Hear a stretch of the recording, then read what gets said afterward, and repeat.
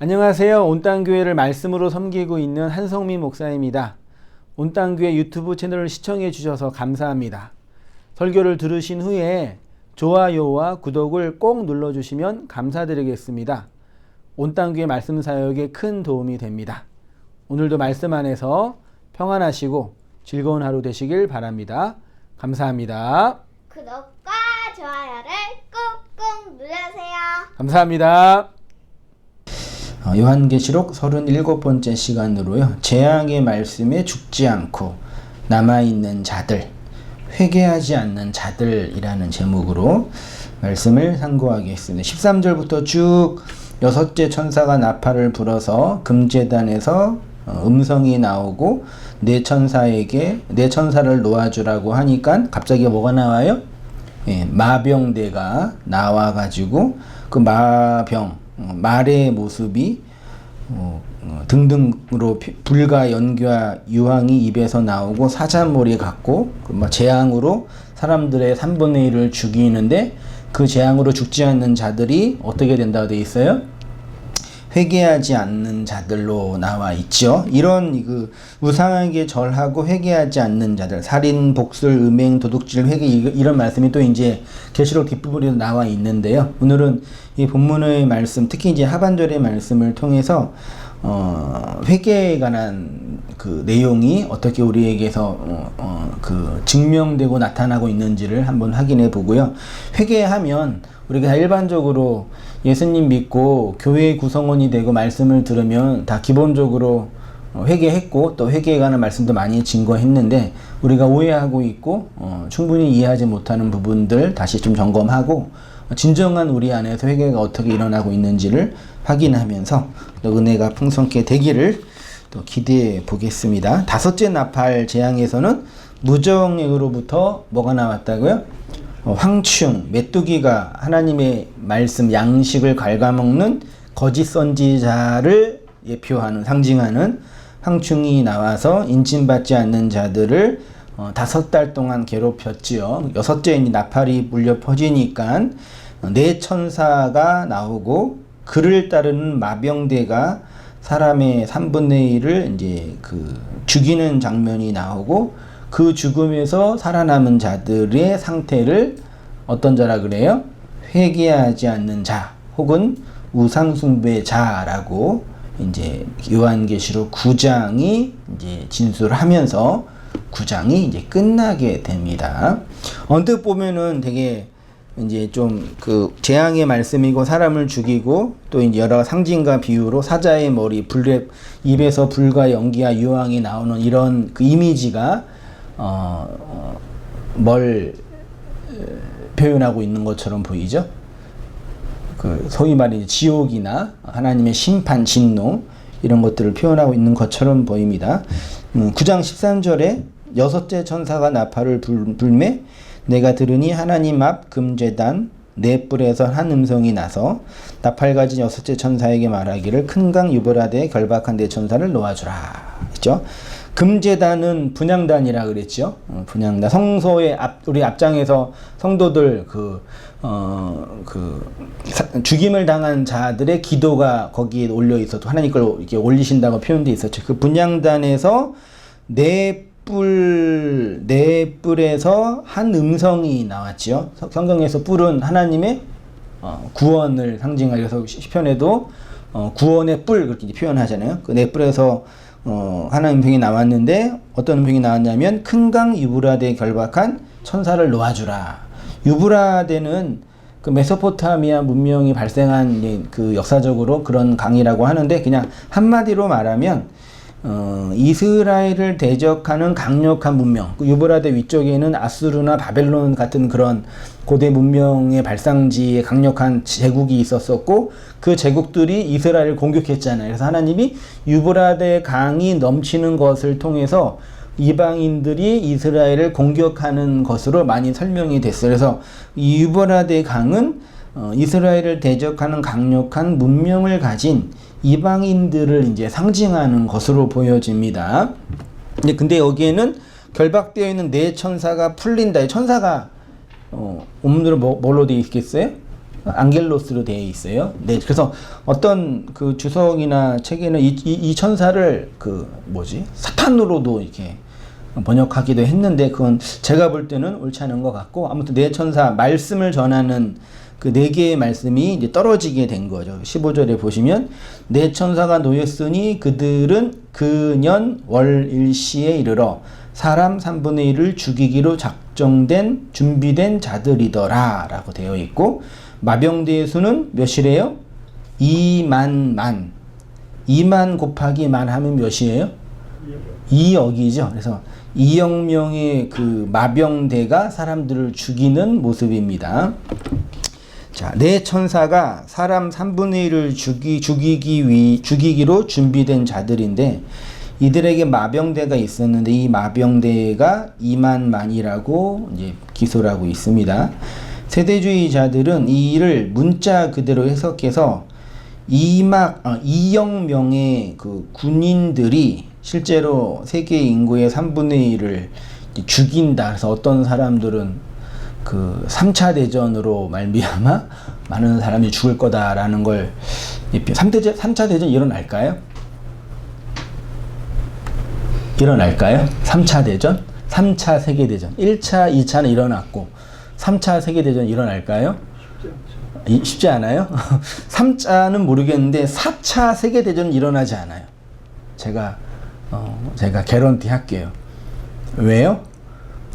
3차 대전이 일어나면 우리는 멸종되기 때문에 인간이 만든 무기가 이렇게 몇 개만 터뜨려줘도 이 지구는 그냥 끝나게 되고 지금 벌써 기후위기나 뭐라 그래서 지금 온 세상이 난리잖아요. 팬데믹이라 그러고 코로나는 그런 기후위기나 자연위기 한 부분에 불과하죠. 사실은요. 오늘 아침에도 우리 딸이랑 밥 먹는데 아빠 코로나가 없어져 안 없어져 얘기하더라. 그래서 코로나 안 없어져. 그러죠. 언제까지 마스크를 써야 되니까 죽을 때까지 써야 할 것 같다고. 마스크와 함께 살아야 될 운명이라고. 그러니까 벌써 이제 우리의 세계는 그렇게 힘든 물리적 현상이 되는 거죠. 근데 그런 거를 물리적으로 이 본문이 군대를 표현하고 전쟁을 표현하는 것은 아니다. 근데 그거는 정치적으로 군사적으로 일어날 수 있는 일들이다. 그렇게 일단 말씀을 드릴게요. 그래서 요 2억 명으로 해석되어주는 이 숫자에 대해서 비슷한 성경 구절 간주가 누가복음 14장 31절 이렇게 표현되어 있습니다. 또 어떤 임금이 다른 임금과 싸우러 갈 때 먼저 앉아 1만 명으로서 저 2만 명을 거느리고 오는 자를 대적할 수 있을까? 헤아리지 아니하겠느냐? 만일 못할 터이면 그가 아직 멀리 있을 때에 사신을 보내어 화친을 청할지니라. 이와 같이 너희 중에 누구든지 자기의 모든 소유를 버리지 아니하면 능히 내 제자가 되지 못하리라. 이 본문이 좀 이해되시나요? 관주를 보니까 2만 명이 나와 있어가지고 본문을 잠깐 봤는데 1만 명의 군사가 있는 임금이 2만 명의 군사가 있는 임금과 싸울 때 군사적으로 이길 수 없는 상황이 되니까 그것들을 미리 헤아려 화친을 청해야 된다고 지금 누가 권면하고 계시는 거예요? 예수님이 제자들한테 우화를 통해서 교훈하고 계셔요. 그리고 이어서 하는 말씀이 뭐예요? 한글 성경에는 이와 같이 너희 중에 누구든지 자기의 모든 소유를 버리지 아니하면, 앞에 1만과 2만의 군사 대결을 하는 두 임금 이야기가 나오고 그 다음에 적은 군사가 화친을 청하는 이야기가 나온 다음에 연결되어 있어요. 이와 같이 너희 중에 누구든지 자기의 모든 소유를 버리지 아니하면, 그러니까 이 이야기는 우리의 모든 소유가 버려지는, 우리의 모든 소유가 털려지는 이야기를 내포하고 있는 내용이라는 걸 직감할 수 있는 거죠. 2만과 1만의 군사 대결이요. 그렇죠? 제가 어떻게 이걸 봤냐면요. 하나님이 세상의 임금으로 살고 있는 나를 공격하여 당신의 나라로 취하시는 하나님의 나라와 관련된 말씀이죠. 왜냐하면은 자기의 모든 소유는 우리 마태복음이나 다른 복음서에서 율법의 모든 행위라고 표현되어 있잖아요. 이 청년에게 자기의 예수님을 쫓아간다고 하니까 예수님이 청년한테 뭐라 그랬어요? 네가 네 모든 소유를 팔아서 가난한 자에게 다 나누어 주고 나한테 오라 그랬잖아요. 그러니까 그 청년이 그걸 두려워하니까 제자한테 그랬잖아요. 그 청년이 재물을 나보다 더 사랑한다 그랬잖아요. 그러니까 자기의 모든 소유는 이 세상에서 나의 자아와 유격적 욕망을 확장시켜줄 모든 자원인데 그것을 다 버리지 아니하면 제자가 되지 못한대요. 그러면 하나님이 군사를 이끌고 나한테 진군하여 들어와서 나의 모든 소유를 뭐 한다는 얘기예요? 다 차압하여 삭제하여 뺏어간다라는 말씀이 내포되어 있고 그것이 천국의 제자된 자의 말씀이란 얘기죠. 화친이 헬라어로 뭐라고요? 에이레네예요. 에이레는 그냥 일반적으로 뭐라고 번역되어 있어요? 그냥 평안, 평화잖아요. 근데 이게 언어적으로는 두 소가 함께 가는 거, 멍이를 함께 지난주에 나눴던 것을 함께 메고 가는 거 있죠. 함께 가는 거를 에이네레라 그랬잖아요. 그게 화친이에요. 하나님이 우리를 정복하여 하나님이 원하시는 그 방향으로 끌고 가는 것이 진정한 에이레네, 화평, 평안인 거죠. 그리고 그것이 자기의 모든 소유, 즉 율법의 모든 것이 팔려 하나님의 은혜로 차압당하는 것을 배우는 것이 진정한 제자의 모습이라 그러고 제자는 마땅히 이렇게 그리스도의 이끄심을 따라서 끌려가는 자다. 그걸 배우는 자다라는 얘기죠. 됐죠? 다 설명되죠? 뒤에 보겠지만 이 제자의 모습이 구약에는 어떻게 설명되어 있었겠어요? 하나님께 이끌려서 자신의 모든 소유를 다 팔려 하나님의 나라로 이끌려 간 구약의 백성 이스라엘이 어디서 이걸 경험했어요? 광야. 40년의 인생 광야에서 하나님의 말씀을 배워서 결국은 요단강에서 죽고 가나안 땅으로 들어가는 모습으로 그려졌잖아요. 이게 그 얘기인 거죠. 그게 에이레네예요. 그리고 이러한 에이레네에 이르는 과정을 뭐라 그런다고요? 그거를 어떻게 우리가 평화에 이뤄요? 하나님과 화평에 이르러요. 하나님과 함께 한 멍에를 메고 갈 수 있어요. 어떻게? 무엇으로? 그게 가능해요? 그게 뭐예요? 회개. 한마디로 말하면. 근데 오늘 본문에는 하나님의 재앙으로 말미암아 어떤 자들이 나타나요? 회개하지 않는 자의 모습이 나오고 있죠. 회개 다 하셨죠? 그쵸? 회개하셨습니까? 회개하세요? 이상하다. 회개 안 했을 수도 있어요. 네, 정말이에요. 오늘 본문은 재앙의 말씀으로 여전히 살아있는 자들의 모습을 회개하지 않는 자, 그들의 모습을 또 뭐라 그래요? 우상 숭배자라고 돼 있어요. 뒷부분에 한 번 더 해볼게요. 17절 다시 보면 이같이 환상 가운데 그 말들과 그 위에 탄 자들을 보니 불빛과 자줏빛과 유황빛 호심경이 있고 또 말들의 머리는 사자머리 같고 그 입에서는 불과 연기와 유황이 나오더라. 이 세 재앙 곧 자기들의 입에서 나오는 불과 연기와 유황으로 말미암아 사람 3분의 1이 죽임을 당하니라. 이 말들의 힘은 입과 꼬리에 있으니 꼬리는 뱀 같고 또 꼬리에 머리가 있어 이것으로 해하더라. 이렇게 표현되어 있어요. 이 2만의 군대는 불빛과 자줏빛과 유황빛의 호심경이 있고요. 말들의 머리는 사자머리 같고 입에서는 불과 연기와 유황이 나온다고 표현되어 있습니다. 그리고 입에서 나오는 불과 연기와 유황으로 말미암아 사람의 3분의 1을 살해하고 불과 유황과 연기는 요한계시록에서 그 땅에 있는 사람들을 재앙으로 덮는 그런 수단으로 많이 등장하죠. 성경에는 창세기 19장 24절에 소돔과 고모라가 뭘로 멸망했어요? 불처럼 내리는 유황으로 멸망했잖아요. 그걸 누가 내리셨어요? 비처럼 내리는 유황으로 멸망당했잖아요. 불비로. 그걸 누가 내리셨어요? 창세기 19장 24절에 여호와께서 누가요? 여호와께서 하늘 곧 여호와께로부터 뭐예요? 유황과 불을 어디에요? 소돔과 고모라에 비같이 내렸다 라고 표현되어 있죠. 이사야 30장 33절에는 대저도벳은 이미 세워졌고 또 왕을 위하여 예비된 것이라 깊고 넓게 하였고 거기에 불과 많은 나무가 있은즉 여호와의 호흡이 유황개청 같아서 이를 사르시니라. 에스겔서 요한계시록 21장도 다 하나님을 대적하는 바벨론이나 아수르나 이방 나라를 하나님이 불과 유황으로 멸하시는 장면이 나오고 있는 거죠. 결론부터 말씀드리면 하늘에서 떨어지는 건 뭐예요? 비, 눈, 그거죠. 네. 근데 그거를 성경은 하나님이 떨어지기 내리신다고 표현하고 있잖아요. 그걸 우리 입장에서는 뭐라고 말하면 돼요?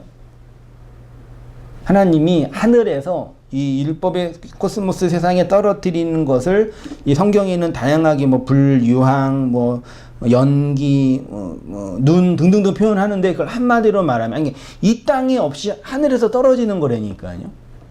그게 뭐예요? 그 말씀이잖아요. 이해되세요? 하늘에서 떨어지는 건 뭐예요? 말씀이에요. 근데 그 말씀이 애굽에는 뭘로 드러났다고요? 10가지 재앙으로 드러났단 말이에요. 그러니까 제가 오늘 제목에 말씀에, 그러니까 제목을 재앙의 말씀에 죽지 않고 남아있는 자들이라고 표현했는데 앞에 재앙을 빼보세요. 그럼 뭐예요? 말씀에 죽지 않고 남아있는 자들. 근데 그 말씀이 어떤 이들에게는 뭘로 경험된다고요? 재앙의 말씀으로 경험된다고요. 어떤 이에게는 생명을 살리는 말씀으로 경험된다고요. 같은 말씀이라고요. 늘 말씀드렸죠. 애굽에 떨어진 10가지 재앙과 광야에서 받은 10가지 말씀은 그 내용은 같은 거, 그러니까 내용, 그 본질은 같은 건데 애굽에서 하늘에서 떨어지는 걸 경험하면 재앙이 되는 거고 광야에서는 자신들을 훈련시키는 말씀이 된다고요. 그러니까 오늘 본문에 나와 있는 이 재앙, 이거는 뭐 사탄이 불신자들을 심판하고 예수님 믿지 않는 자들을 막 죽이고 이런 게 아니라 천년의 역사, 교회를 살고 있는 우리 안에서 하나님의 말씀으로 말미암아 경험되는 사건들을 이렇게 그림언어로 표현하고 있는 거예요. 그러니까 어디 다른 얘기나 다른 나라 이야기가 아니라 어디 안에서요? 지금 우리 안에서, 내 안에서, 여러분 안에서, 교회 안에서 치열하게 일어나고 있는 사건들을 말하는 거예요. 세상에서 가장 치열하고 힘들게 살고 있는 사람이 누구예요? 저지요. 주중에도 일하고 주말에도 일하고 저죠. 농담인데 오늘 아침에 우리 집사람이 애들한테 뭐 잠깐 그 심부름을 시키려고 애들한테 애들이 셋이나 있는데 한 놈은 코로나 걸려서 격리하고 있고 두 놈은 이제 살아 있는데 그 심부름을 시켰는데 힘들다고 안 가는 거예요. 그래서 집사람이 이제 화가 나가지고 어떻게 이럴 수가 있냐고, 내가 필요해서 심부름을 시키는데 애들이 안 간다고 그러니까 집에서 놀고 먹고 있는 애들이 그런다고 그러니까 집사람한테 그렇지 않아. 쟤네들 제일 힘들고 치열하게 인생을 살고 있는 고단한 영혼들이야. 그러니까 우리가 볼 때는 애들은 그냥 놀고 먹고 편안하게 있는 것처럼 보이지만 걔네들은 인생에서 가장 힘들고 어렵게 지내고 있는 영혼들이죠. 질적으로 보면 같은 거란 말이에요. 이 말씀을 드린 이유가 뭔지 아시겠어요? 그러니까 이 하나님의 이 떨어지는 이 말씀은 뭐 다른 어느 곳이나 믿지 않는 세상이 아니라 지금 어디요? 나에게 우리 안에서 경험되어지고 있는 사건이라는 걸 말씀드리고 싶은 거예요. 그거를 어느 곳에서는 재앙으로 경험하고 어느 곳에서는 나를 이끄시고 훈련하는 말씀으로 경험한다고요. 그렇게 하고 계실 거예요, 하나님께서 우리 성도님들에게. 그 다음에 이제 9장 19절에 이 말들의 힘은 입과 꼬리에 있으니 꼬리는 뱀 같고 또 꼬리에 머리가 있어 이것을 해하더라. 요한계시록 9장 10절 앞부분에서 황충의 모습을 정갈과 같이 비교하면서 꼬리에는 쏘는 살이 있다고 했죠. 그래서 5달 동안 사람들을 해하는 모습이 있다고 황충의 모습과 비교해서 동일하게 설명하고 있는 거라고 여겨져요. 이 꼬리를요. 그 다음 20절 보세요. 이 재앙에 죽지 않고 남아있는 자들은 손으로 행한 일들을 회개하지 아니하고 오히려 여러 귀신과 또는 보거나 듣거나 다니거나 하지 못하는 금, 은, 동과 목 속의 우상에게 절하고 또 그 살인과 복술과 음행과 도둑질을 회개하지 아니하더라. 이렇게 이제 9장이 끝나게 됩니다. 6째 나팔을 보니까 제단 뿔에서 한 음성이 나왔습니다. 이는 하나님의 구원의 말씀이지요. 이 음성이 유브라데 강의 네 천사를 놓아주라고 하였고 마병대가 나와서 불과 연기와 유황으로 사람의 3분의 1을 살해했습니다.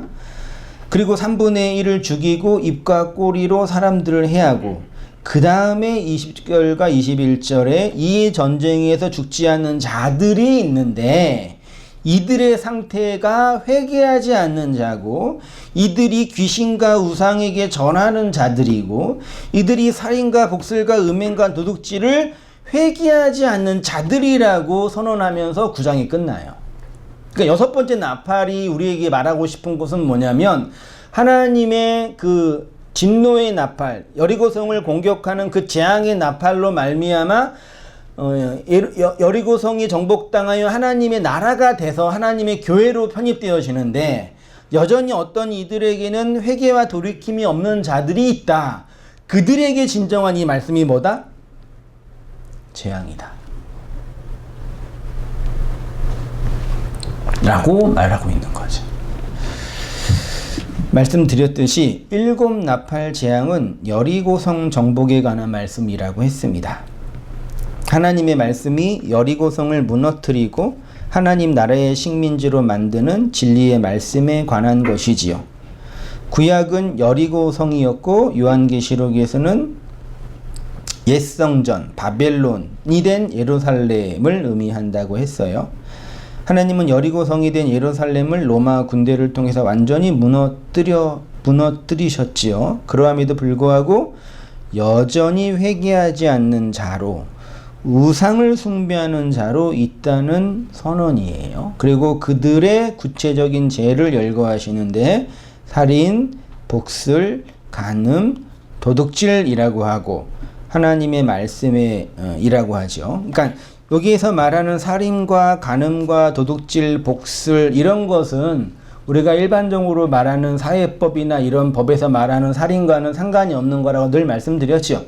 그래서 이런 말씀을 보면서 우리는 나는 살인하지 않고 간음하지 않고 도둑질하지 않아. 아니 예수님은 뭐 형제를 미워하고 여자를 보고 음욕을 품은 살인하고 간음하는 자를 했으니까 나는 그런 거야. 이런 취지가 아니라 그런 물리적인 이 세상의 법에서 말하는 그런 살인과 간음이 아니라 다 하나님의 말씀과 관련된다는 살인, 간음, 도둑질이죠. 그건 다 아시죠?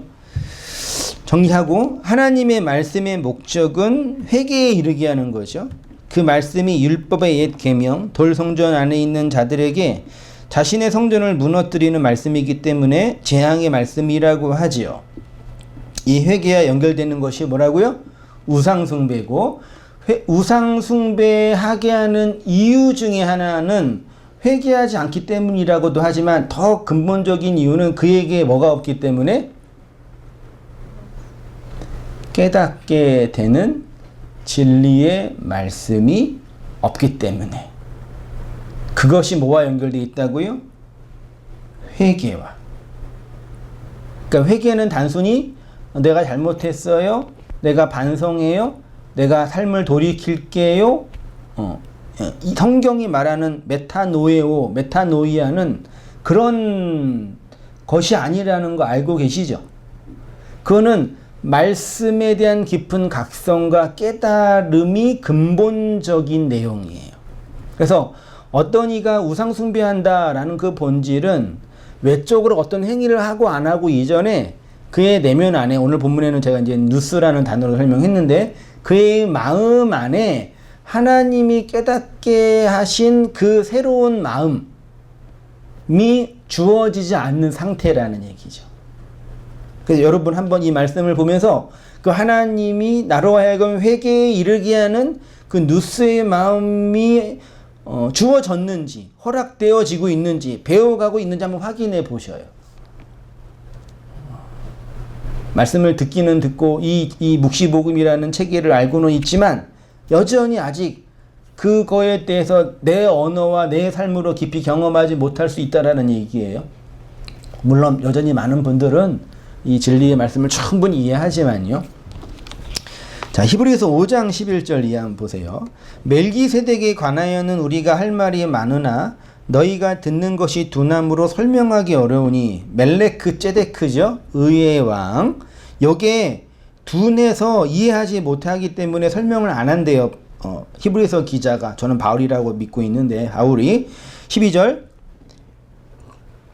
때가 오래되었으므로 너희가 마땅히 선생이 되었을 터인데 너희가 다시 하나님의 말씀의 초보에 대하여 누구에게 가르침을 받아야 할 처지니 단단한 음식은 못 먹고 젖이나 먹어야 할 자가 되었도다. 13절, 이는 젖을 먹는 자마다 어린아이니, 이 어린아이는 뭐래요? 의의 말씀을 경험하지 못한 자요. 단단한 음식은 장성한 자의 것이니 그들은 지각을 사용함으로 연단을 받아 선악을 분별한대요. 이 말씀을 깊이 지금 보지는 못하지만요. 보세요. 성경은 하나님의 나라를 셋으로 설명을 했지요. 그래서 성막이나 성정도 3칸으로 설명하시고 노아의 방주도 3층으로 되어 있죠. 늘 제가 자주 그렸던 그림이잖아요. 하나님의 나라 성전과 성막을 이렇게 3칸으로 했잖아요. 물두멍이랑 제단이랑 물두멍이 있는 곳이 애굽이라 그랬고, 성소가 광야라 그랬고, 지성소가 가나안이라 그랬죠. 근데 애굽에서는 어떤 말씀을 경험한다고요? 제가 뭐라고 애굽은 무슨 뭘 뭔데요? 젖이라는 말씀으로 떨어진다고 표현했고요. 광야에서는 뭐예요? 만나는 먹는 양식이었고, 오늘 제 표현으로는 초보의 말씀의 초보라 그러죠. 흔히 이거를 뭐라 그래요? 율법이라 하잖아요. 흔히 그냥 일반적으로. 그냥 광야는 뭐라 그래요? 요게 성경에 뭐라 표현되어 있죠? 단단한 음식.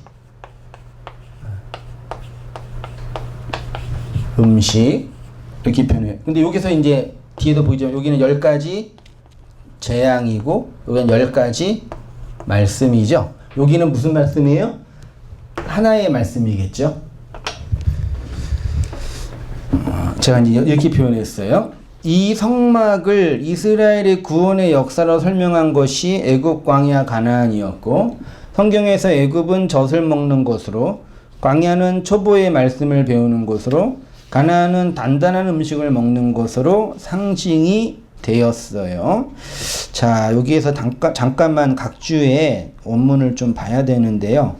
그 14절에 단단한 음식이 있죠. 단단한 음식 할 때 그 단단한, 이제 단단한, 요 단단히 원문으로 뭐라고 되어 있다고요? 스테레오스라는 단어인데 이게 견고하게 하다, 뭐 그런 뜻이래요. 그 다음에 이거는 장성한 자의 것이라 되어 있죠. 요 장성하다가 텔레이오스예요. 예수님이 마태복음 5장에서 하나님의 온전하신 같이, 아버지의 온전하신 같이 할 때 그 온전이 텔레이오스, 텔로스에서 나온 단어예요. 온전함. 그러니까 단단한 음식은 온전하게 된, 완성된 자의 것이다 라고 표현하고 있어요. 근데 그들이 그렇게 완성된 자의 것으로 사용할 수 있는 이유가 그들은 뭘 사용한대요? 지각이죠, 지각. 보이세요? 좀 조그만 글씨로 죄송한데, 이 지각이, 그리고 한번 보세요. 뭐, 잊어버려도 되니까. 헬라어로, 길기도 하네. 아이스테테리온이라는 명사예요. 영어로도 되게 어려운데 이게 철학적인 용어거든요. 사실은 헬라 철학 용어인데 이게 감각기관이라는 용어로 사용이 돼요. 그러니까 이게 지각으로 번역이 돼 있어요. 요게 동사형이 아이스다노마이라 그래서 지각하다, 깨닫다, 이해하다. 빌립보서 1장 9절에 너희의 사랑을 모든 지식과 모든 총명으로, 요게 아이스다 노마이에요. 깨닫다, 총명, 지각, 깨달음의 마음, 감각적 지각.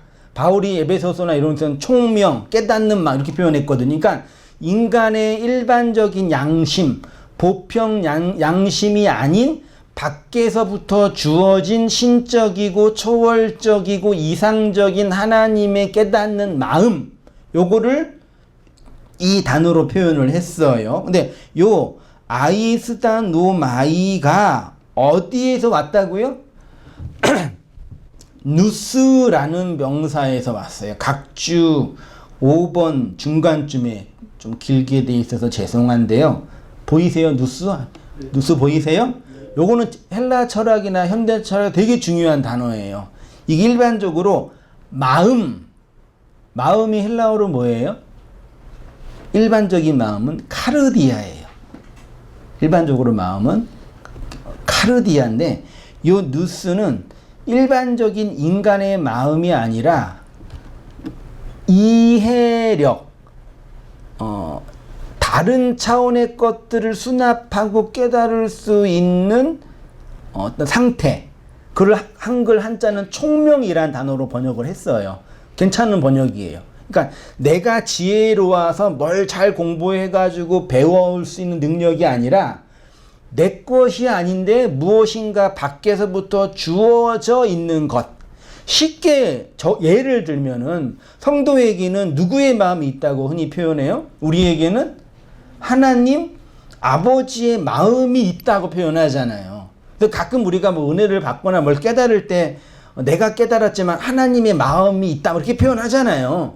그때 그 마음은 내 마음이 아니라 밖에서부터 무언가 주어진 거잖아요. 그런 차원의 개념이 누스예요. 이게 마음이라는 명사도 되고 깨달음, 사고, 이해 이런 거예요. 그래서 이거는 원래 그 단어장을 보니까 내적인 감각, 통찰력, 이해력 이렇게 표현되어 있어요. 요 지각, 누스를 사용하다는 단어가 전치사 디아예요. 그러니까 누스를 뭐에 통해서 누스로 덧붙여진 깨달음의 총명의 마음으로 장성한 자의 것이 된 거예요. 그리고 그들은 연단을 받다가 훈련하다, 연습하다 뭐 이렇게 표현되어 있고요. 연단을 받아서 선악을 분별한다. 여기 분별한다가 분리하다도 되지만 선과 악을, 그러니까 악을 통해서 뭐를 하는 거예요? 선을 알고 선을 통해서 악을 알면 나한테 악과 선은 없는 거잖아요. 하나가 되는 거잖아요. 그게 선악을 깨닫다, 분별하다 그렇게 표현할 수 있는 거예요. 됐죠?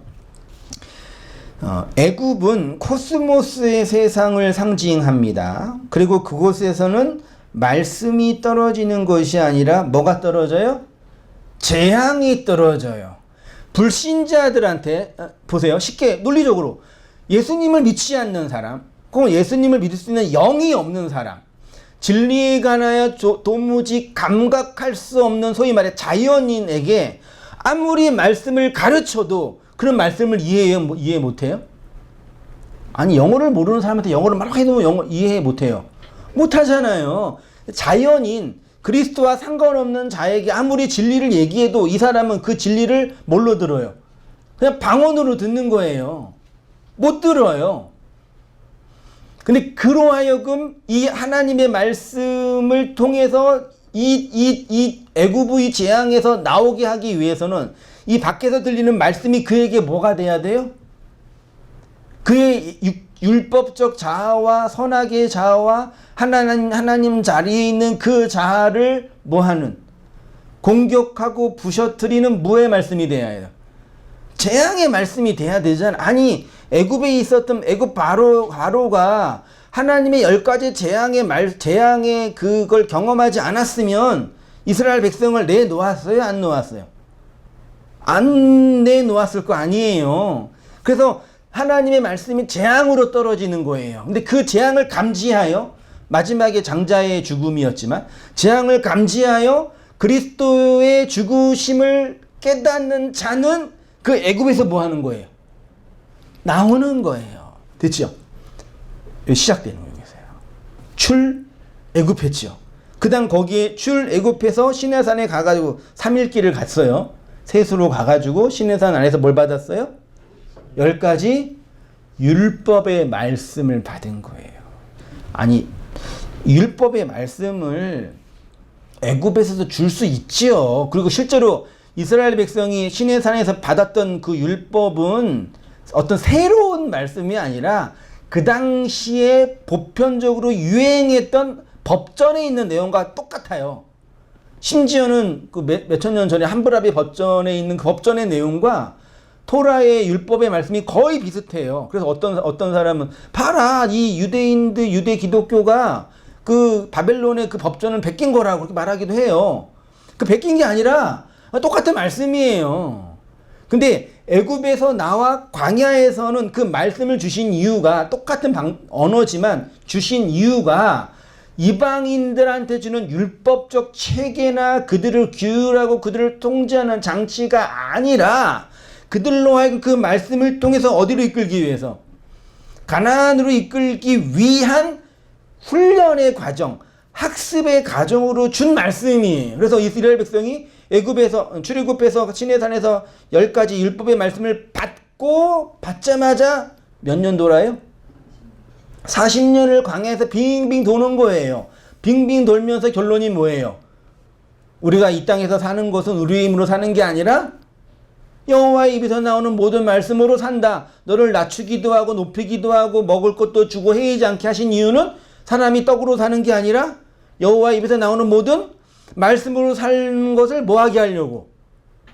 알게 하려고 돌리신 거라고요. 바울이 히브리서 5장에서 말하는 게 그 내용이에요. 그렇게 돌려서 옛사람이 완전히 광야에서 죽고 요단강을 건너서 가나안의 새로운 자아가 만들어지는 걸 완성이라고 표현하는 거예요. 우리가 인생을 살면서 반드시 이 인생 광야에 하나님의 말씀, 재앙의 말씀을 통해서 하나님의 말씀을 훈련받고 연습하고 그런 과정들을 경험하는 거죠. 그거를 하나님이 자세히 설명하기 위해서 성막도 만들어 주시고 성막에 희생제사도 드리고 물두멍에서 씻게도 하시고 성소에 들어가서 촛대도 보게 하시고 떡상도 보게 하시면서 다 교보제로 보여주신 거예요.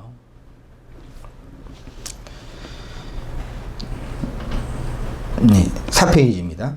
애굽이 경험한 10가지 재앙이 바로 그러한 것입니다. 그런데 애굽에서 나온 이스라엘은 애굽에서 경험한 10가지 재앙이 곧 10가지 말씀이라는 것을 어디에서 배웠다고요? 광야에서 배운 거예요. 그래서 10계명이 아니라 사실은 계명을 뭘로 준 거예요? 열로 준 거예요. 10가지 재앙이 아니라 재앙을 열로 준 거예요. 그 열은 마지막 하나로 완성되잖아요. 그럼 재앙은 마지막 뭘로 완성돼요? 장자의 죽음으로 완성되죠. 그 장자의 죽음은 두 가지 의미가 있잖아요. 인간의 가장 큰 힘의 근원을 하나님 삭제시키는 거.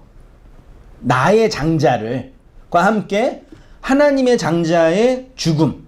요게 같이 되는 거예요. 그러니까 예수의 죽음은 나의 장자권의 죽음, 나의 왕권, 나를 가장 나대게 하는 그 나의 죽음인 거죠. 이해되시죠? 그렇게 설명하신 거예요. 그 광야 생활을 통해서 열심히 10가지의 말씀을 배웠죠. 바울은 그것을 뭐라 표현했어요? 그들을 진리로 이끄는 무슨 선생? 몽학 선생이라 그랬잖아요. 열심히 배우는 거예요. 넘어지고 깨지고. 그리고 그 가나안은 단단한 음식으로 장성한 자의 것이라고 하죠. 그들은 지각, 누스, 이해된 마음, 깨닫게 되어진 마음으로 연단을 받아서 선악을 분별한대요. 자, 가나안에서 경험되는 단단한 음식은 애굽에서 10가지 재앙과 광야의 10가지 말씀의 내용이 그리스도로 결론되고 완성되는 것을 경험하는 거죠. 그러니까 구약에서도 충분히 광야의 40년의 인생 광야를 돌면서 완성된 그리스도, 오실 그리스도를 본 사람은 그 말씀을 통해서 구원받은 거죠. 그렇죠? 근데 아무리 그 말씀, 그 표적을 줘도 완성된 그리스도를 보지 못한 사람은 그냥 뱅뱅 돌다가 뭐예요? 광야에서 그냥 죽은 거예요. 똑같아요. 오늘날도요. 인생 광야를 뱅뱅 돌리시는데 이 도는 과정을 통해서 완성된 그리스도를 본 사람은 그 재앙들을 통해서 구원에 이르는 거고, 모르는 사람은 그냥 여기에서 뺑뺑 돌다가 가시는 거죠. 교회 다니고 안 다니고 뭐가 되고 안 되고 몇십 년 하고 안 하고 그거랑 진리랑은 아무 상관없는 거예요. 아무 상관없는 거예요.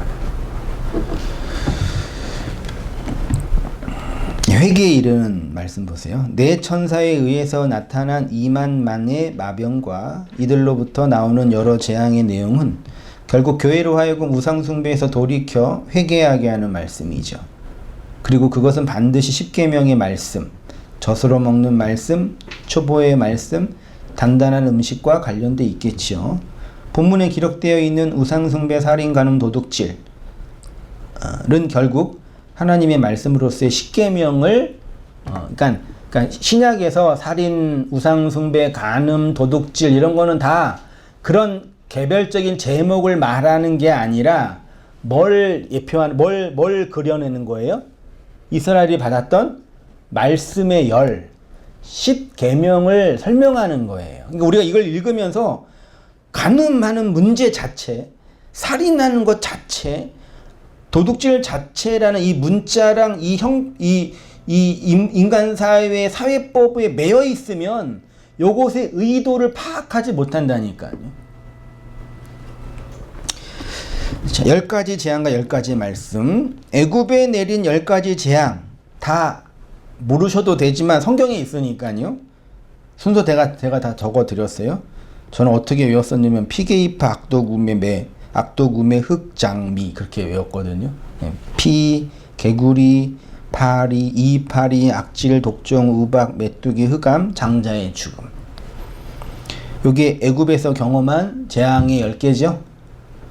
이스라엘이 광야에서 받은 10가지 말씀 있지요. 첫째는 나 외에는 다른 신을 두지 말라. 둘째는 우상을 만들지 말라. 셋째는 내 이름을 망령되이 부르지 말라. 넷째는 안식일을 기억하여 거룩히 지키라. 부모를 공경하라. 살인하지 말라. 간음하지 말라. 도둑질하지 말라.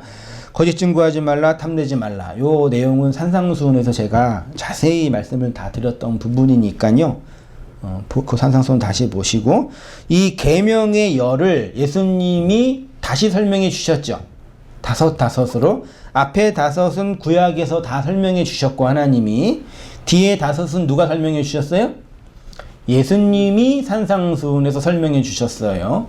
여러분 그 찬송가 뒤에 십계명이 있잖아요. 자세히 보면은요. 십계명이 나열된 부분에 첫째 계명부터 5세까지는 계명의 큰 열이 하나 있고 뒤에 설명이 다 있어요. 나 외에는 다른 신을 두지 말라고 설명 다 있는데 6번째 계명부터 10번째 계명에는 그냥 제목만 있어요. 제목만. 설명을 구약에서 안 했어요. 그걸 누가 하셨다고요? 예수님이 산상수훈에서 다시 설명해 주신 거예요. 그래서 예수님이 앞에 5을 뒤에 5으로 설명하시고 요 5이 둘이 되고 요 2개가 마지막 뭐가 돼요? 하나. 탐심. 요 탐심을 예수님은 산상수훈에서 뭘로 설명하셨어요? 사랑이라는 걸 설명하셨잖아요. 율법의 완성은 사랑이라 그랬잖아요. 그래서 사랑하는 자가 율법을 다 이룬다 그랬잖아요. 그 사랑하는 자도 내가 사랑하는 어떤 사랑이라는 행동을 하는 게 아니라 그 사랑을 완성하신 그리스도로 우리 안에 완성되는 이야기를 얘기하신 거죠. 됐죠? 이 말씀을 광야에서 받았고 광야 40년의 시간은 이 말씀을 성막을 통해서 배우는 시간이었습니다. 율법은 이 모든 말씀을 지키다가 하나도 못 지키면 다 못 지키는 거라 그랬죠. 그렇죠? 계명을 어기면 죄인이고 죄인은 하나님 앞에 설 수가 없는데 그 죄인을 설 수 있는 방법을 하나님이 제사 제도로 주셨죠. 그 제사 제도를 통해서 용서의 내용을 주셨잖아요. 그러니까 죄를 아무리 범해도 뭐만 잘하면 돼요? 죄 사함만 받으면 돼요. 논리적으로 설명하면. 그러니까 하나님이 율법을 주시고 이 율법은 니네가 지킬 수 없다라는 게 명백해. 그러니까 뭘 주신 거예요? 사죄의 방식도 주신 거예요. 되게 이게 참 놀라운 거죠. 율법을 통해서 죄를 범하는 인생인 것이 발각되고 제사제도 희생제사를 통해서 내 죄가 어떻게 용서받은지를 알게 되는 거죠. 그렇죠? 이게 구약의 제사제도, 율법과 제사제도의 두 축의 구원의 방식이란 말이에요. 근데 예수님이 되게 이상한 말 하셨어요. 마태복음 12장 31절에 그러므로 내가 너에게 이르노니 사람의 모든 죄와 회방은 사하심을 어떻게 사하심이 아피임이 용서함을 받되 뭐요? 성령을 회방하는 것은 아피임이 용서함을 받지 못한대요. 그러니까 그러면서 이게 모든 인간의 죄는 하나님이 다 용서하는 단 한 가지 용서 못 하시는 게 있는데 그게 뭐라고요? 성령 회방죄. 그 성령 회방죄가 뭔지 아세요? 네? 뭔지 아세요? 아니 성령이라는 하나님의 영을 인간이 회방할 수 있어요? 그러니까 어떤 신비주의 목사는 성령이 막 임할 때 그걸 거부하는 게 성령 회방죄라고 이렇게 말도 안 되게 구라를 치는데 이 성령 회방죄 결론적으로 말하면 그 십계명이 마아세르 마지막 하나로 완성되는 하나님의 영이란 말이에요. 이해되셔요? 쉽게 계명이 열로 주신 이 계명이 곧 하나님의 뭐라고요? 말씀 영이라고요. 됐죠? 그러면 말씀이 영이니까 그 영을 회방하는 건 용서받지 못한다는 얘기예요. 그 얘기가 뭐냐면 하나님의 영을 거역한다, 말씀을 거부한다는 얘기가 아니라 이 계명의 열의 내용이 마지막 하나 사랑으로 마아세르로 우리 안에 완성되는 것을 모르면 그게 없으면 그게 뭐예요? 용서받지 못한 상태란 얘기예요. 이해되셔요? 그러니까 인간이 의지를 가지고 성령을 해방한다 이게 아니라 하나님이 계명의 열을 다 주셨고 그것을 다시 다 예수님이 그리스도가 영으로 다 설명해 주셔서 우리한테 건네주셨단 말이에요.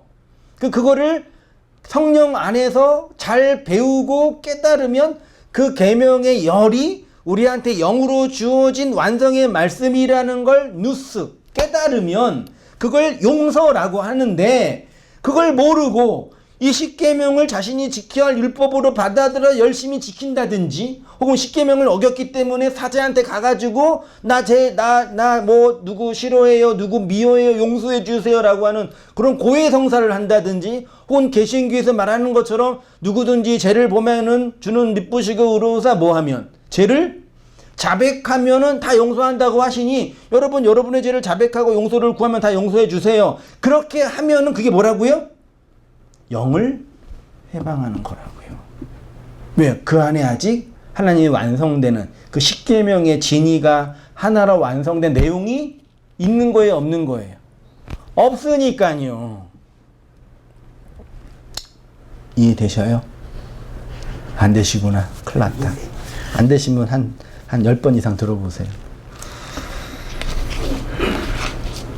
성령 해방죄라는 그 얘기 제가 썼습니다. 사람이 죄인이라는 것은 죄를 범하였기 때문일 것입니다. 여기서 죄를 범하다라는 것은 결국 율법을 완벽하게 지키지 못한다는 것인데 그 율법을 다 지키지 못해도 하나님의 용서를 받을 수 있는데 용서받지 못한 죄가 있습니다. 그것을 성령 해방이라고 해요. 하나님의 영을 거역하면 용서받지 못한다는 것은 무슨 뜻이냐? 결론을 말씀드리면 십계명은 성령이 우리 안에서 행하시는 하나님의 일이죠. 그러니까 성령을 해방한다는 것은 곧 십계명을 계명의 열을 해방한다는 것이에요. 십계명을 완전히 지키신 분이 누구죠? 그리스도 예수잖아요. 어떻게 해요? 예수가 십자가에서 죽으시고 그리고 그분이 부활하여 마지막 하나 그분의 머리 되심을 누구한테? 교회에게 약속으로 건네주심으로 10의 하나를 완성하셨잖아요. 그게 11조라고 말씀드렸고요. 쉽게 말하면 그 하나님의 구원의 사역이 무엇인지 내용이 무엇인지 모르면 그게 뭐라고요? 성령을 해방하는 거라고요. 그러니까 다 이상한 짓 하는 거예요. 하나님의 의도랑 상관이 없는 일들을 계속하면서 나는 하나님을 섬기고 있다, 하나님을 믿는다, 하나님의 용서를 받는다라고 계속 하는 거예요. 하나님과 상관없이. 말씀을 주신 그분의 의도와는 상관없이. 그런 자를 성경이 뭐 하는 자라 그래요? 우상숭배. 그래서 계시록에서 용서받지 못한 사람이 우상숭배자, 간음하는 사람, 살인자 이런 사람은 불못에 던져진다 그러잖아요. 뭐 사람을 죽였다고 불못에 던져지겠어요? 말이 돼요 그게요. 감옥에는 가지만 십계명의 첫 번째 계명은 나를 다른 신으로 두지 말라는 거죠. 말이 안 되죠. 하나님 외에 다른 신이 있어요? 없어요? 없는데 어떻게 하나님 스스로 다른 신을 인정해요? 그러니까 니네들이 나를 반드시 어떤 신으로? 다른 신을 섬길 거야. 그 얘기 하시는 거예요. 그리고 그런 일이 항상 일어나고 일어나잖아요. 고대 시대는 그냥 그런 신으로, 다신교로, 현대는 과학의 신으로, 자본의 신으로, 딱게 그 인간의 욕망을 투영하는 그 대상이 항상 있잖아요. 그 하나님을 그 신으로 섬기죠. 그래서 그 하나님께 돈 달라고도 하고 명예를 달라고도 하잖아요. 그게 나한테 신이니까. 하나님은 하나님을 그리스도의 영으로 알지 못하는 사람의 마음은 하나님을 다른 신으로 알고 있는 거죠. 그렇게 되면 우상이 되고 그러면 하나님의 이름, 말씀을 망령되게 하는 거죠. 그렇게 되면 안식이 없는 거죠. 그러니까 안식일을 지키라는 것도 주일날 예배드리라는 얘기가 아니라 너가 뭐가 되라? 하나님의 안식이 되라. 안식이 없는데 어떻게 안식일을 내가 안식이 아닌데 어떻게 안식일을 지켜요? 아니 일요일날 날짜 정한 날 교회 가서 예배드리고 봉사하고 그 다 하면 그게 안식일을 지킨다는 게 말이 되냐고요. 그게 무슨 그게 말죠. 그게 언어적으로 말이 돼요. 그게요. 주일 성수. 지금 생각해보면 말도 안 되는 말이에요. 진짜요. 주일 성수 해가지고 오전 예배, 오후 예배, 저녁 예배 다 드리는 거. 요즘엔 그런 거 다 안 하잖아요. 이제는 다. 그런 거 없잖아요. 이제. 요즘 인터넷으로 예배드리고 주일 성수 되는 거죠. 네. 인터넷을 꺼내야 돼. 그래서. 그런 거 아니잖아요. 무슨 주일 성수, 주일을 지키는 게 그거예요. 내가 안식이 돼야죠. 안식이 없는데 무슨 안식일을 지켜요. 하나님의 말씀을 부모로 공경하지 못하지. 말씀이 없으니까. 말씀을 모르니까. 말씀을 공경하지 않아요. 그러니까 빚을리니까 영혼을 죽이는 살인자가 되고 세상을 사랑하는 간음하는 여자가 되고 하나님의 것을 도둑질하는 자가 되고 그게 거짓말하는 자가 되니 그들이 바로 탐욕이 가득한 인생인 거죠. 탐욕이 에피뚜미아예요? 그냥 인간의 어떤 욕심 이게 아니라 그런 욕심은 그냥 우리의 자연적인 본성이고 그러니까 희생제사 두 마음으로 하나님을 분리하여 제 욕망을 채우려는 그 마음이 에피뚜미아잖아요. 그게 다시 그래서 우상숭배자로 연결되는 거죠. 탐심이 이렇게. 희생제사를 두 마음으로 드리는 자, 에피뚜미아라고 했잖아요. 이 십계명의 진의를 5페이지입니다. 예수님이 산상수훈에서 가르치셨고 감난산에서 성령으로 증거하셨고 십자가에서 자신의 육으로 종결하여서 그 영으로 교회에게 건네주셨잖아요. 그래서 복음을 전하는 교사, 설교자는 반드시 누구를 증언하라 그래요? 그리스도를 증언하고 예수를 증언하라 하는 얘기가 그 얘기예요. 인간의 사사로운 가르침이나 율법을 가르치는 게 아니라 이 복음을 완성한 이 십자가로 완성된 그리스도를 증언하라. 그러면 그 하나님의 백성들한테 그 영이 주어져서 진정한 그들한테 안식과 쉼이 주어진다. 그 예수님 말씀하신 거예요. 그리고 이러한 육으로 오신 예수님, 십자가에서 죽으신 예수님, 영으로 다시 오신 그리스도의 사건이 우리에게 하나님의 오심, 하나님 우리에게 우리 인생에 오신 거죠. 나한테는 깨달음, 총명이라는 게 없었는데 하나님의 오심으로 하나님의 뭘 깨닫게 된 거예요? 하나님의 마음을 깨닫게 된 거죠. 그걸 뭐라 그런다고요? 회개라 그런 거예요.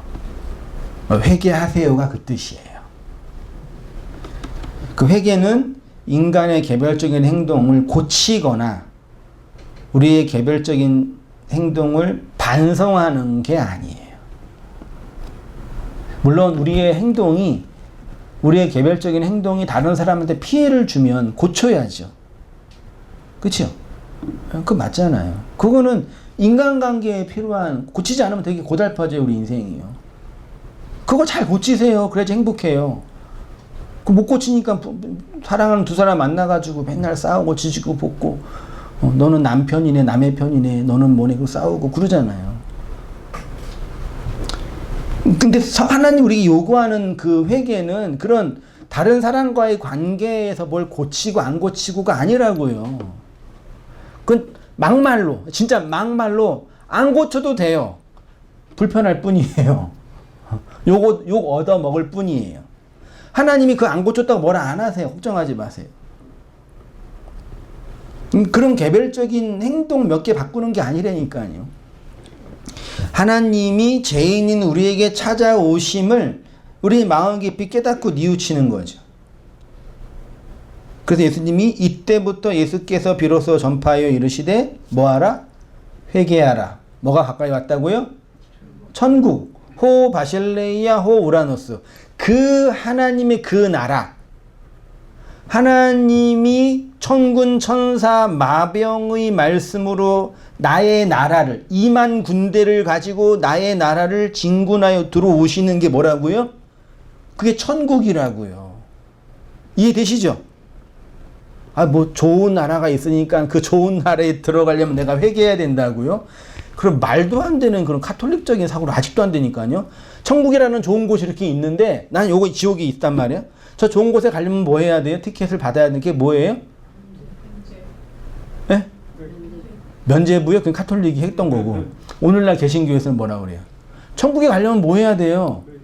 회개해야 된다 그러잖아요. 그러니까 회개의 목적은 천국 가는 티켓이에요. 옛날에는 카톨릭은 면제부라는 돈으로 받은 거고 지금은 개신교에서는 뭐예요? 종교적인 어떤 임파테이션 같은 걸로 말하는 거예요. 그러니까 그런 임파테이션을 줘야 되니까 분위기를 어떻게 해요? 뜨겁게 하고 되게 북치고 장구치고 피아노 치고 오르간 치고 하면서 분위기 만들어 놓고 눈물 흘리게 만들어 놓고 감동적인 그 심파의 언어로 얘기하면서 사람들 뭐예요? 감동 주고 눈물 흘리고 해서 뿅 가게 해야지 회개한다고 생각하잖아요. 말도 안 되는. 그거는 성경이 말하는 그 누스, 총명의 마음이 아니라 그 방탕한 마음이에요. 그게 정말 잘 일어나는 곳이 어딘지 아세요? 그럼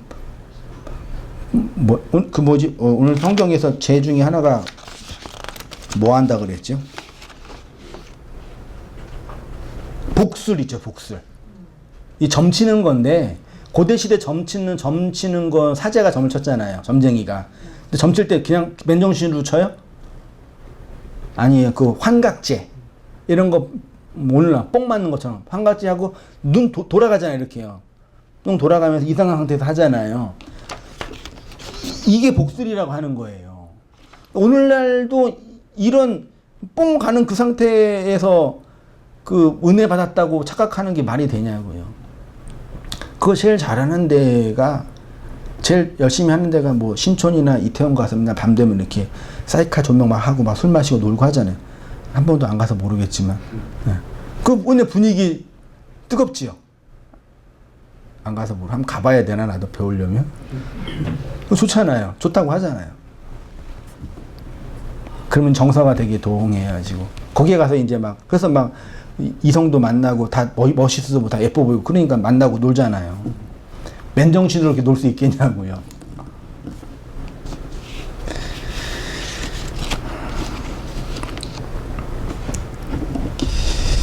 회개하다가 헬라어로 메타노에오, 회개하다 동사고요. 메타노이아는 명사죠.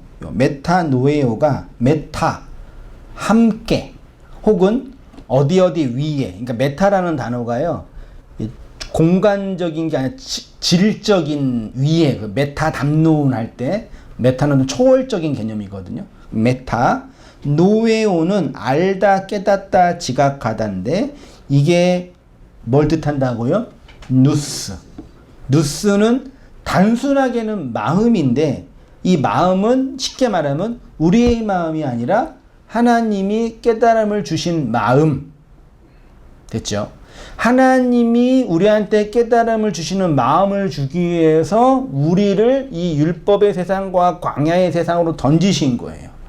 누가복음 15장에 잃어버린 동전 아들 비유 있잖아요. 잃어버린 아들 비유에서 둘째 아들이 세상에 나가서 허랑방탕하며 놀았잖아요. 아버지 재산을 취하고. 그거는 둘째 아들이 그냥 나간 게 아니라 아버지가 둘째 아들한테 돈 다 주고 한번 나가서 놀고 와라, 그 뜻이에요. 왜요? 그렇게 해야지 내가 너한테 진짜 이 뉴스의 마음을 준 것을 네가 알 수 있으니까. 그래서 거기에서 회개는 아들이 돌이킨 게 아니라 아버지가 돌이킨 거예요, 사실은요. 그게 뉴스예요. 그러니까 단순한 마음을 타는 것이 아니라 각성된 마음, 깨달음, 이해력, 한글로는 총명 또는 오성. 그래서 바울이 총명이라는 단어 많이 쓰잖아요. 기도할 때 총명으로 너의 마음을 점점 넓히게 하사. 누스는 진리를 깨닫게 해주는 마음이에요. 죄인된 인간이 하나님을 인식하는 것이 가능한 이유가 이 때문이죠. 그러니까 누스는 인간의 자연적인 마음, 소위 말해 양심이 아니라 하나님이 찾아오셔서 깨닫게 하신 마음. 그래서 하나님 아버지의 마음이라고 표현되는, 상식적 일반적으로 아들을 통해 주신 마음. 그게 누스예요. 그게 우리로 하여금 회개하게 해요. 그래서 마태복음 16장에 너희가 아직도 깨닫지 누스하지 못했느냐 이렇게 표현하고 있고요. 에베소서에서도 너희가 알 수 있느니라. 누가복음 24장 45절 본문 보이세요? 이에 저희 마음을 열어 성경을 깨닫게. 뭔지 아시죠? 엠마오로 가는 두 제자 이야기 했잖아요. 네. 저희 마음, 이게 누스예요. 누가요? 누가 깨닫게 했어요? 누가? 예수님이? 그러면 반만 맞는 거죠. 부활하신 예수잖아요. 이분은요. 그 성령, 영이, 그리스도의 영이 그 누스, 마음을 열어서 뭘 깨닫게 했대요? 성경, 이 성경이 구약 경전이에요. 한마디로 말하면 10계명이에요. 계명의 열. 그것들을 깨닫게 했대요. 그러니까 갑자기 예수님이 눈에 안 보이고 너희 마음속이 뜨겁지 아니하더냐 그랬잖아요. 로마서 12장 12절 보세요. 너희는 이 세대를 본받지 말고 즉 마음을 새로. 여기 마음이 누스예요. 우리의 마음, 우리의 자연적인 마음, 양심의 마음을 이렇게 회복하는, 이게 아니라 하나님이 깨닫게 하는 그 마음, 그 누스를 새롭게 하는 것. 그게 진정한 이 세대를 본받지 않는 참된 예배라고 표현하고 있는 거죠. 고전 1장 10절에 형제들아 내가 우리 주 예수 그리스도의 이름으로 너희를 권하노니 다 같은 말을 하고 너희 가운데 분쟁이 없이 같은 뭐래요? 누스. 그쵸? 이 누스는 우리 것이 아니라 누구 거예요? 하나님의 이해함, 하나님의 깨닫는 마음이니까 교회에게는, 성도에게는 다 이 마음이 있을 거 아니에요. 그것으로 교회가 진정한 연합, 하나됨이 되는 거죠. 으쌰으쌰 우리 와가지고 우리 열심히 하자. 뭐 이런 거는요, 몇 개월 지나고 몇 년 지나면 다 깨져요. 네. 그래요. 우리 열심히 해서 우리 교회 가면 그게 좋은 마음이죠. 네, 좋아요. 열심히 해서 우리 목사님 잘 섬기고 우리 열심히 해서 하자. 잘해서 교회 커질 수 있어요. 근데 또 몇 년 지나면 다 또 다른 일이 되는 거죠. 인간의 마음은 그래요. 그거 가지고 뭐 상처받고 뭐 그럴 필요 없어요. 인간의 마음 원래 그래요. 안 그러는 게 이상한 거예요. 네. 그 마음, 그걸로 교회가 하나 되는 거 안 돼요. 네. 교회는 절대 그러지 않아요. 교회 하나 된 마음은 이 누스의 마음. 하나님이 주신 그 마음이에요. 공간적으로 함께 있고 한 공간 한 시간에서 함께 하나님 말씀을 들으면서 함께 하나의 경험을 하면 제일 좋겠죠. 인간적으로도 좋겠죠. 네. 그게 아니더라도 역사적으로 이 역사 속에서 그 그리스도의 마음을 가진 자들의 대수가 계속 이어져 있는 거잖아요. 그게 진정한 교회 하나됨이죠. 고전 14장 19절 그러나 교회에서 내가 남을 가르치기 위하여 깨달은 마음, 이 깨달은 마음이 누스예요. 번역이라는 게 참 좀 애매해요. 깨달은 마음이 누스예요. 그 남을 가르치는 누스로 5마디의 말, 율법의 5을 내용으로 전하는 그 진리의 말을 하는 게 방언보다 낫다고 하는 거죠. 마지막 읽고 정리해 보겠습니다. 시간 많이 갔네. 방언으로 말하는 것보다 깨닫게 된 마음으로 5마디의 말, 즉 율법을 완성한 그리스도의 영을 말하는 것이 낫다고 해요. 그것이 바로 누스예요. 그래서 하나님의 영을 그리스도의 누스라고 하는 거죠. 회개는 이렇게 하나님이 찾아오셔서 우리로 하여금 하나님을 의식하고 하나님의 마음을 아는 것이라고 해요. 재앙의 말씀으로 하나님의 마음을 알지 못하는 자들에게 이러한 회개가 있을 수 없는 거죠. 가톨릭에서 말하는 것처럼 자신이 범한 죄를 고해성사한다고 해결되는 것도 아니고, 개신교에서 말하는 것처럼 자신의 죄를 자백하면 용서를 받는 것도 아니에요. 이러면 그냥 이건 의식적인 행동이잖아요. 그러면 우리의 이 육적인 이 마음과 상태가 좀 개선되는 거죠. 개선되는 거죠. 막 답답한데 막 말하면 속이 어때요? 후련하잖아요. 개선되는 거예요. 그걸 지금 말하는 게 아니란 말이에요. 진정한 회개는 이러한 하나님의 마음, 보세요. 하나님, 내 인생, 둘째 아들인 나를 향한 아버지의 그 마음을 알아차린 거죠. 이방 땅에서 돼지우리에서 지엄 열매를 찾고 있을 때 누구의 마음을 알아차린 거예요? 나를 여기로 보낸 아버지의 마음을 알아차리는 것. 그게 누스라고요. 그 둘째 아들이 돌아와서 아버지 품에 안긴 거죠. 그러니까 우리의 환경은 다 똑같아요. 우리는 둘째 아들이고 세상은 뭐예요? 돼지우리이고 우리는 뭐 먹고 뭘 욕망하며 살아요? 지음 열매라도 먹으려고 찾고 헤매고 있는 건 이 세상 속에서 다 똑같은 인생들을. 근데 거기에서 그걸 하면서 이것을 이렇게 하게 한 그 하나님의 마음과 의도를 알아차리면 아버지께로 돌이키는 거고, 그 모르고 해서 거기에서 그거 먹고 더 좋은 지연 열매를 먹어야 된다느니, 더 좋은 돼지우리에서 살아야 된다느니, 너는 돼지우리 50평이냐 나는 10평이다, 너는 50층이냐 나는 지하 1층이다, 그러면서 싸우고, 그러면 그냥 있는 거예요. 그냥 진정한 회개는 이러한 하나님의 마음을 알아차린 자, 다시 말해서 하나님의 찾아오심을 깨닫게 된 두 번째 아들이 경험하는 거죠. 그쵸? 그걸 회개하셨죠? 회개하셨죠? 회개하시기 바랍니다. 진정한 샬롬과 에이레네와 평안이 있습니다. 이 하나님의 찾아오심으로 10계명의 말씀이 그 안에서 다 지켜지게 되었기 때문이죠. 이 은혜 안에서 함께 살아가는 우리 모든 성도님 되시기를 주님의 이름으로 축원드립니다. 기도하겠습니다. 하나님 아버지, 우리에게 찾아오신 하나님의 그 말씀들, 우리로 하여금 깨닫게 하신 하나님의 그 의도들, 우리로 하여금 설명하게 하신 하나님의 그 계시의 말씀들을 그의 가르침과 그 진리의 영 안에서 배우게 하시고 경험하게 하시고 체험하게 하시고 나누게 하시니 감사합니다.